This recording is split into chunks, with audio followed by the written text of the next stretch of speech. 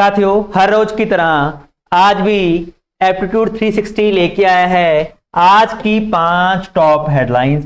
हम देखेंगे आज की 5 इंपॉर्टेंट न्यूज़पेपर कटिंग जिसमें से करंट अफेयर के तौर पे क्वेश्चन बन सकती है। साथियों, सबसे पहला न्यूज में है कि 13th ब्रिक्स अर्बेनाइजेशन फोरम की मीटिंग हो रही है इंडिया में। हम देख रहे हैं कि 11 और 12 जून को 2026 को इंडिया होस्ट कर रहा है ब्रिक्स अर्बेनाइजेशन फोरम। नाम से मालूम चल रहा है कि जो अर्बेनाइजेशन है, शहरीकरण है, हमारा गोल है 17 सस्टेनेबल डेवलपमेंट गोल्स में कि अर्बेनाइजेशन को, शहरीकरण को हमने सस्टेन करना है ताकि सारे लोगों को अच्छी बुनियादी सहूलतें मिल सकें। उसी के अंडर 13th ये अर्बेनाइजेशन फोरम ऑर्गेनाइज किया जा रहा है। ये भारत में पहला नहीं है, 4th अर्बेनाइजेशन फोरम भारत में ऑर्गेनाइज किया जा रहा है। हम देखते हैं कि इसके पहले जो पहला था वो 2013 में ऑर्गेनाइज किया गया था। लेकिन आपको मालूम होगा कि पहले जो ब्रिक्स ग्रुप था, अभी ये ब्रिक्स प्लस बन गया है। पहले ब्रिक्स में 5 देश Brazil, Russia, India, China and south Africa आते थे, लेकिन अभी नए देश Egypt, Ethiopia, Iran, UAE, Saudi Arabia and Indonesia, इनको भी ब्रिक्स में शामिल कर लिया गया है। तो कोई भी आप एग्जाम देंगे, उनमें से 4 ऑप्शन देके वो पूछता है कि कौन सा देश नहीं है, तो आपने याद रखना है पहले जो 5 देश थे, अभी Egypt, Ethiopia, Iran, UAE, Saudi Arabia and Indonesia, ये भी ब्रिक्स के पार्ट बन गए हैं। साथियों को और ध्यान में रखना, पाकिस्तान भी चाहता है कि उसे एंट्री दी जाए ब्रिक्स देशों में, और जो चाइना और रशिया जैसे देश हैं उन्होंने सहमति जताई है कि पाकिस्तान कोई पार्ट बनना चाहिए, लेकिन अभी तक पाकिस्तान पार्ट नहीं बना है। आपको ये बात याद रखनी है। जो हो रहा है दैट इज अर्बेनाइजेशन फोरम, इसकी थीम याद रखनी है, cities for people, BRICS cooperation for inclusive and resilient urban futures, ये इसकी थीम है। साथियों, अगली जो न्यूज है उसके ऊपर फोकस करते हैं। जो नेक्स्ट न्यूज है वो डिपेंडेंट है किसके ऊपर? कोडिन। साथियों, इसके ऊपर काफी बड़ा आर्टिकल आया है आज कि बिहार में कोडिन को काफी बड़े स्तर के ऊपर यूज किया जाता है। क्या है कोडिन? साथियों, हम जानते हैं कि जैसे कफ होता है ना, तो कफ को खांसी की एक मेडिसिन है कोडिन, लेकिन इसमें थोड़े अल्कोहलिक कंटेंट होता है जिसके कारण लोग इसको मिसयूज करते हैं एज अल्कोहल के जरिए, कि अल्कोहल अगर नहीं मिल रही है तो कोडिन को पीते हैं। और देखा गया कि बिहार में, आपको मालूम होगा कि बिहार एक ड्राई स्टेट है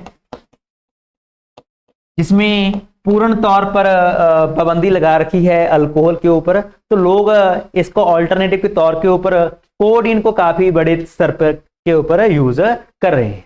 हम देखें जो कोडिन है, इसमें ये मॉर्फिन से बनती है और इसका मेन यूज तो यही है कि जो कफ के जो पार्टिकल्स होते हैं, ऑर्गेनिजम्स होते हैं, उसको दबा देती है, मार देती है। लेकिन अगर इसको ज्यादा यूज किया जाए तो हम देखते हैं कि हार्ट फेलियर की प्रॉब्लम्स, साथ साथ में कहने का मतलब ब्रेन के ऊपर भी काफी ज्यादा इफेक्ट करती है। तीसरा न्यूज है प्रोजेक्ट उद्यक। तो उद्यक जो प्रोजेक्ट है, ये नया प्रोजेक्ट नहीं है, ये 1989 में स्टार्ट हुआ था।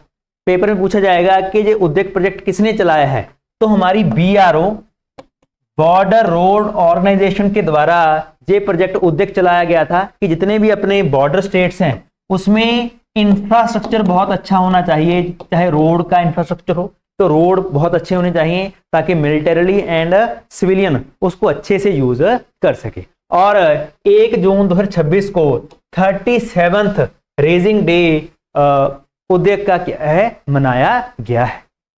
हम देखते हैं कि इस प्रोजेक्ट के अंदर लगभग 1457 किलोमीटर जो रोड्स हैं वो बनाए गए हैं BRO के अंदर, और पूरे का पूरा जो ईस्टर्न इलाका है, चाहे अरुणाचल प्रदेश हो, लोहे दिबांग, सारे एरियाज इसको इसमें कवर किए गए हैं। नेक्स्ट न्यूज है, बहुत इंपॉर्टेंट है साथियों, पेपर में पूछा जाएगा कि हाल ही में किस देश ने जो अंडर 16 के अंडर बैन कर दिया है किसको, मोबाइल यूज को। आजकल बहुत सारे देश हैं, सबसे पहला देश था ऑस्ट्रेलिया जिसने एक नीति लेके आए थे कि 16 साल के नीचे वाले बच्चों को मोबाइल फोन बिल्कुल क्या होगा, बैन होगा। उसी के अंडर अभी मलेशिया ने भी पॉलिसी लाई है कि 16 साल के नीचे जो भी बच्चा होगा वो मोबाइल फोन का यूज नहीं किया करेगा, पूर्ण तौर पर बैन लगा दिया गया है। हमें मालूम है अगर कोई छोटा बच्चा 16 साल के नीचे वाला मोबाइल फोन यूज करता है तो उसकी आंखों के ऊपर तो इफेक्ट पड़ता ही पड़ता है, लेकिन उसका मेंटली के आजकल हम देखते हैं कि बच्चे को चाइल्ड अब्यूजिंग के केसेस हुए या फिर साइबर बुलिंग का इशू हुआ तो काफी बढ़ रहा है, और बच्चों का जो ध्यान है वो फोकस्ड है वो कम हो रहा है और मेंटली ये काफी हार्म कर रहा है। तो बहुत सारे देश ऐसे कर रहे हैं कि वो प्रॉपर बैन कर रहे हैं। इंडिया में भी काफी स्टेट्स इसमें काफी आगे हैं। रिसेंट में तेलंगाना ने बनाई है एक सूची कि वो प्लान कर रहे हैं, अभी हुआ नहीं है कंप्लीटली, लेकिन तेलंगाना हमारे इंडिया में एक स्टेट है जो प्लान कर रहा है कि वो तेलंगाना में बैन करेगा 16 साल के नीचे वालों को। गोवा भी ऐसा प्लान कर रहा है। तो हमें भी ये नीति चाहिए कि हमारे जो बच्चे हैं वो भी इसको, कहने का मतलब 16 साल के नीचे वाले इसको यूज ना करें। फिर वही बात कि हम देखते हैं कि सेक्सुअल मिसलीडिंग ऑनलाइन कंटेंट काफ़ी आता है, बच्चे उसको देख के काफ़ी डाइवर्ट होते हैं और काफ़ी बड़े केसेस साइबर बुलिंग के आते हैं, बच्चों को यूज़ किया जाता है अलग अलग गलत कामों में। लास्ट न्यूज है साथियों, काफ़ी न्यूज़ में चला है सिंथेटिक बायोलॉजी। ये टर्म काफ़ी न्यूज़ में है तो एग्जाम वाले पूछ लेते हैं कि रिसेंट में एक टर्म न्यूज़ में है synthetic biology, how it is use, कैसे वो टर्म यूज़ में है। तो आप बायोलॉजी तो समझते हैं ना कि जो हमारी बॉडी के पार्ट्स हैं, लिविंग्स हैं।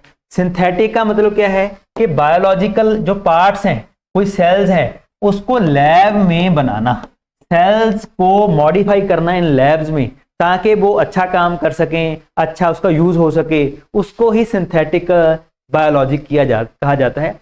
इंजीनियरिंग को अप्लाई करके नए बायोलॉजिकल पार्ट्स को बनाना, नए टूल्स को बनाना, जैसे कि हम देखते हैं CRISPR-Cas9 टेक्नोलॉजी है, उसमें हम क्या करते हैं, कोई इफेक्टेड, सपोज एक सेल है, सेल में ये क्रोमोसोम है, तो अगर इस क्रोमोसोम में प्रॉब्लम है तो हम CRISPR-Cas की सहायता से इसको रिमूव कर सकते हैं और इसकी जगह कोई अच्छा सेल ऐड कर सकते हैं। तो हम मॉडिफाई करके जो जो प्रॉब्लम्स हैं बॉडी के अंदर उसको प्रॉपरली रिमूव कर सकते हैं। इसी को ही सिंथेटिक बायोलॉजी कहा जाता है।